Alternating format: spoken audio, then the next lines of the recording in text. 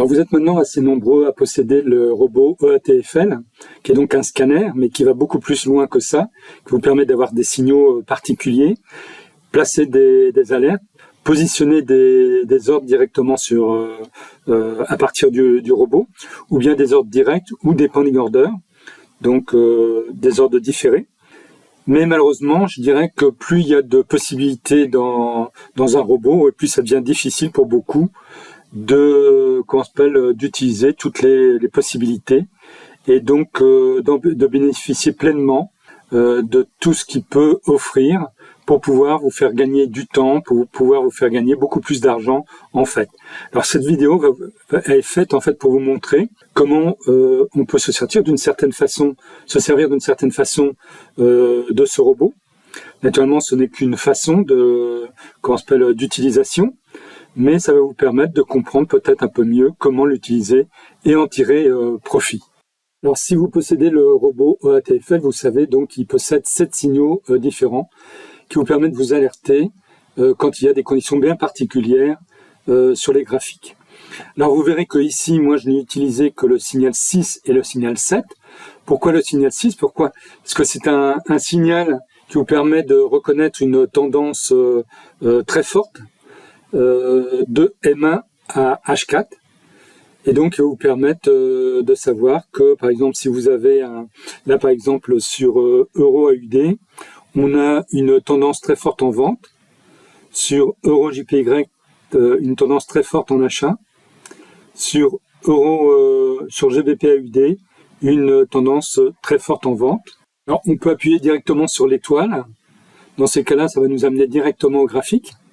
Vous voyez là, tendance forte en vente, qui est indiquée. Pour Euro JPY, tendance forte en achat. En fait, c'est plus une tendance en achat qu'en vente, mais là, ponctuellement, il y a une tendance qui est en achat. Mais ce qui ne veut pas dire obligatoirement qu'il faut se positionner en achat. Ensuite, il faut regarder le graphique. Et là, par exemple, on voit qu'on a une résistance à ce niveau-là. Donc là, c'est sûr qu'il y a une tendance en achat qui est apparue, assez forte. Mais elle pourrait très bien se finaliser ici et que les cours repartent en vente. Donc c'est toujours pareil, il faut toujours regarder le graphique, le passé du graphique pour avoir une idée de ce qui se passe. Sur GBP AUD, on a une tendance en vente. Donc là, c'est beaucoup plus intéressant. On voit vraiment la tendance en vente intéressante. Mais on voit qu'ici, on a une ligne de soutien. Donc là, c'est pareil. Alors, le signal, par exemple, le signal 6 est apparu certainement dans ces zones-là, par ici. Et là, c'était beaucoup plus judicieux de partir en vente ici que de partir en vente maintenant, là, alors que nous avons une ligne de soutien ici. Vous voyez un petit peu comment vous servir des signaux. Là, on a un signal 6 sur GBP/JPY en achat. Alors là, c'est pareil, il faut faire attention, on a une résistance ici, une résistance là. Donc, ça peut peut-être être intéressant de prendre un trade en achat, mais plutôt en scalping plus qu'en swing trading. Ça me paraît bien plus évident. GBP/USD, là c'est pareil, on a une tendance en achat ici. Donc là, il faut faire attention parce qu'on a cette ligne de résistance ici et une autre ici. Donc là, par exemple, il est possible de faire un trade dans cette partie-là, sans trop de problème, ou jusque-là. Mais il faudra toujours être prudent dans le futur. Pour USD/CHF, là, c'est une tendance en vente, donc on voit bien qu'on a une tendance en vente. Alors là, c'est pareil. On peut partir en vente ici. Donc, on voit que ça fait des va-et-vient. Donc là, on pourra très bien viser, par exemple, un objectif par ici, sans problème. Ça, c'est faisable. Pour l'indice US 30, on voit qu'on a une forte tendance en achat. Donc là, c'est clair qu'il y a vraiment une très forte tendance en achat.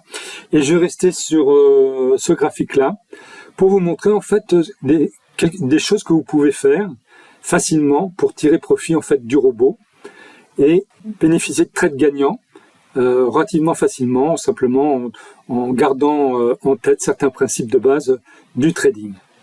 Alors, ce que je vais vous donner ici, ça s'apparente à une méthode que je vous conseille d'essayer, mais vous verrez que c'est quelque chose qui fonctionne bien.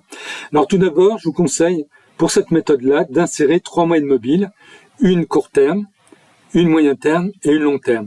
Alors, je vais insérer donc une moyenne mobile ici. Donc on va prendre une long terme qui va être à 50 en exponentielle. Moi j'ai mis assez forte en trait pour que vous puissiez la voir particulièrement sur la vidéo. Donc voilà, ça c'est la moyenne mobile long terme qui montre la tendance vraiment long terme. On voit qu'elle monte vraiment très fortement. Maintenant on va mettre une moyenne terme. Là on va mettre une 20. Là. Je vais changer la couleur bien sûr pour la différencier. Je vais mettre par exemple dark orange ici. Donc, vous voyez ça c'est la moyen terme. Elle monte également pas mal. Et je vais insérer donc une moyenne mobile plus court terme qui va être une moyenne mobile à 12 périodes. Voilà, 12.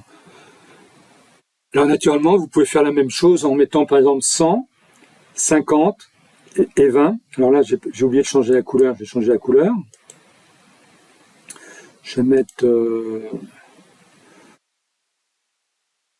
turquoise, par exemple. Voilà.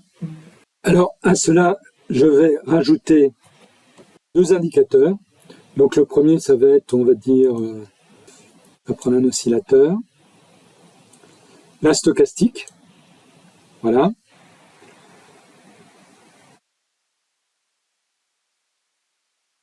Alors, la stochastique, c'est une stochastique programmée à 833. Je vais rajouter également, alors là je vais la réduire un petit peu, c'est pas la peine de l'avoir trop en grand. Voilà. Je vais rajouter un RSI.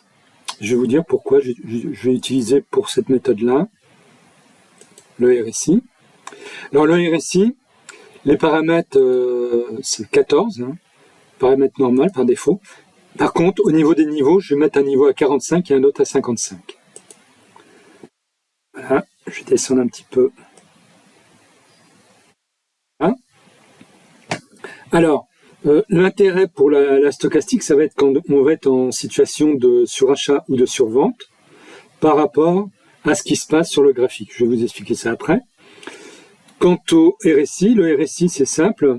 S'il est au-dessus de 55, on a une tendance en achat, pardon, et inférieur à 45, on a une tendance en vente. Entre les deux, eh bien, on dirait que mon cœur balance, c'est de l'incertitude. Donc on peut plutôt s'intéresser quand c'est supérieur à 55 ou inférieur à 45. Donc vous voyez, pour l'instant, c'est un schéma tout ce qu'il y a de plus classique que je vais vous donner. Et maintenant, on va utiliser le fait que les cours viennent régulièrement. Et donc pour nous, c'est important de bien comprendre ce qui se passe. Voilà, je vais positionner une vision un petit peu comme ça sur plus grande échelle. Alors ce qui est intéressant, c'est de s'intéresser, par exemple, quand il y a changement de tendance, on était en vente et on passe en achat. Donc on passe en achat quand la moyenne mobile 12 est supérieure à la moyenne mobile 20, qui est supérieure à la moyenne mobile 50. Donc on est à ce niveau-là. Alors là, les cours vont faire quand c'est un pic, et normalement les cours vont faire un pullback.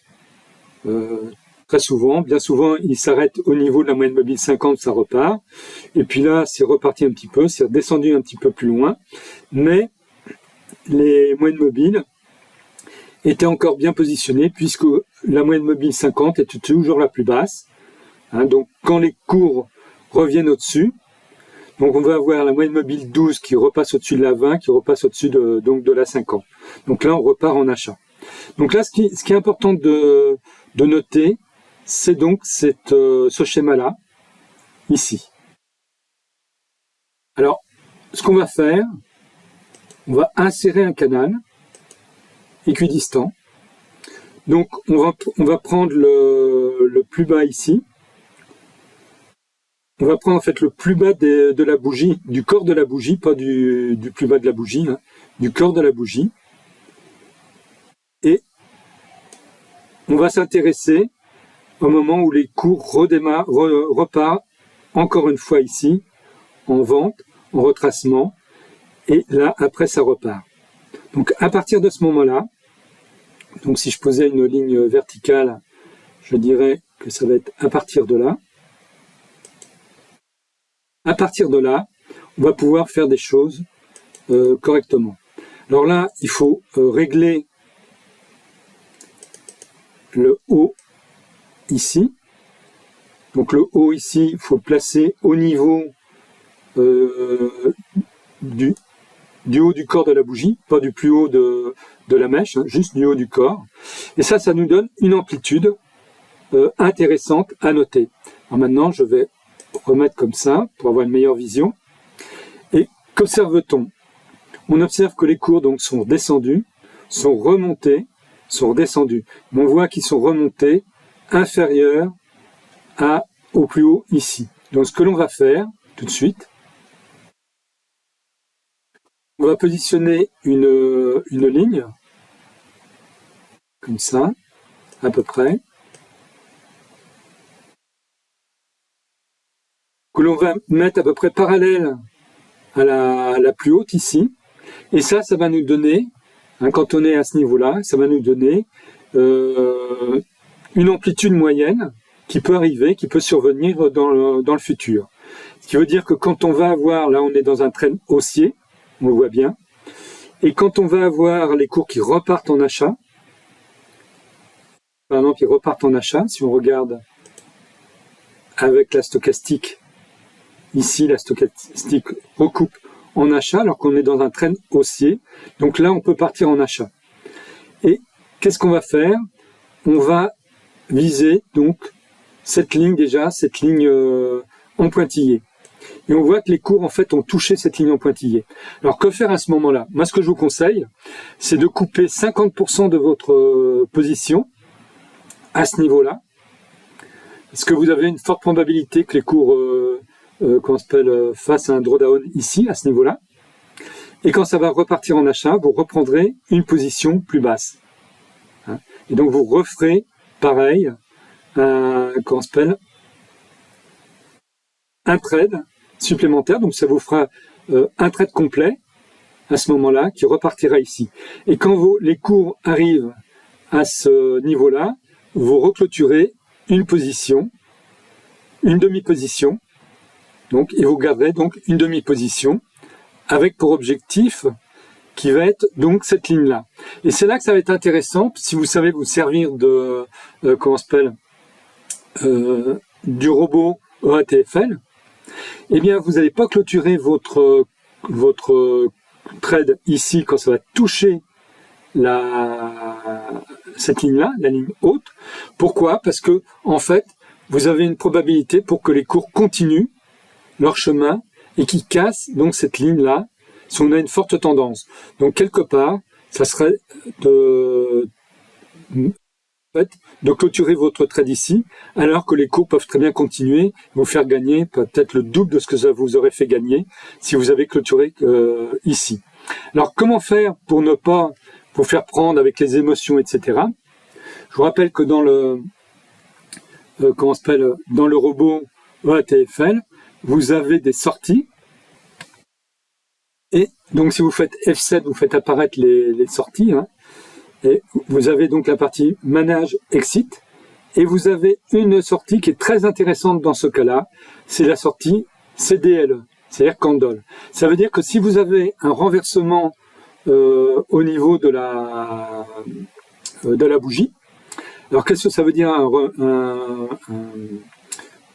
retournement au niveau de la bougie? Ça veut dire, je vais vous prendre un exemple pas loin, voilà ici par exemple, vous êtes ici en achat, à cette bougie-là, le robot ne va pas clôturer, par contre à celle-ci, il va clôturer. Pourquoi? Parce que les cours ont dépassé, la clôture a dépassé le plus bas de la bougie précédente. Donc là, comme on était en achat, ça clôturera le trade. Donc là, c'est pareil. Si vous avez la bougie qui monte comme ça et à continuer à monter, eh bien le robot, lui, va clôturer simplement votre trade si vous avez une bougie qui clôture sous le plus bas de la précédente. Vous allez pouvoir bénéficier d'une montée des cours qui peut monter même assez loin. Hein. Un truc comme ça peut très bien monter par exemple jusque-là. Il n'y a pas de souci. Et ça vous permet de bénéficier au maximum de la montée des cours. Donc vous voyez un petit peu une méthode qui est facile à utiliser. Alors là, vous êtes Vous avez le RSI qui vous dit que vous êtes toujours avec une forte tendance en achat. Par contre, là, il est à 80, donc on sait qu'on n'est pas loin d'un retournement de tendance. Au niveau de la stochastique, c'est pareil. On n'est pas loin d'un retournement de tendance. Mais là, comme vous avez déjà fait plusieurs trades, vous avez quand même pas mal de profits, eh bien, vous pouvez très bien demander au robot de clôturer pour vous et de bénéficier un maximum donc des possibilités sur ce trade-là. Alors, l'avantage d'un scanner comme OATFL, c'est que vous pouvez positionner des lignes comme ça. Alors déjà, autre chose, vous pouvez très bien utiliser l'indicateur ciseau. Vous voyez, quand vous cliquez dessus, il devient vert. Ça met une ligne bleue aqua, une en rouge. Vous double-cliquez dessus.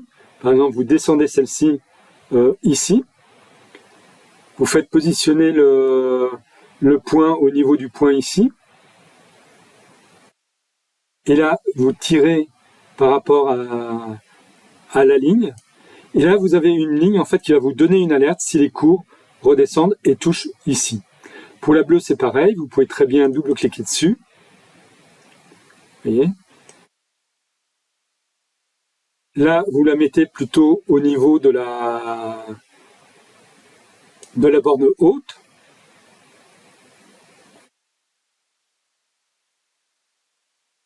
Vous n'êtes pas obligé de la faire continuer. Quand on s'appelle le robot, lui, sait que si les cours coupent cette ligne, même si elle continue, eh bien, ça donnera une alerte. Ça vous permet d'observer d'autres trades et d'être,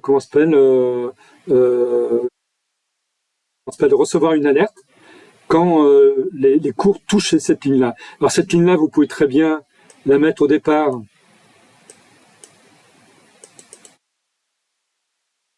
au niveau de la ligne qui était ici, vous voyez, dans un premier temps.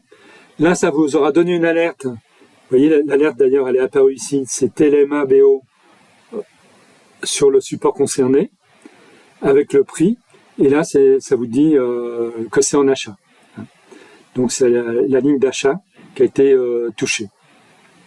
Et puis après, eh bien, une fois que vous l'avez ici, vous pouvez très bien la redéplacer pour la remettre sur cette ligne-là. Vous voyez un petit peu comment vous pouvez vous servir de cet indicateur ciseau ici. Alors, ce qu'il faut savoir, naturellement, c'est que si vous changez de cours de support, par exemple, je passe sur Euro-USD, vous voyez, vous n'avez plus les lignes. Là, vous avez la ligne du ciseau qui est ici, mais qui est par défaut. Elle n'est pas positionnée pour donner une alerte. On sait qu'il y a une alerte quand il y a un ciseau qui apparaît en couleur ici. Vous voyez, sur Euro-USD, il n'y en a pas. Pourquoi ? Parce qu'il n'y a pas d'alerte. Par contre, là, elles apparaissent parce que l'indicateur est enclenché, est en vert. Donc, je peux très bien le désenclencher si je veux supprimer les deux lignes. Si j'ai un gêne, ça fait... Moins on a de lignes sur un graphique, meilleur c'est. Vous voyez que si je reviens sur US30, donc j'ai toujours mes lignes qui apparaissent, donc ce qui permet moi de placer plusieurs lignes, plusieurs canaux comme ça sur différents niveaux, supports, et de les garder en mémoire sans aucun souci.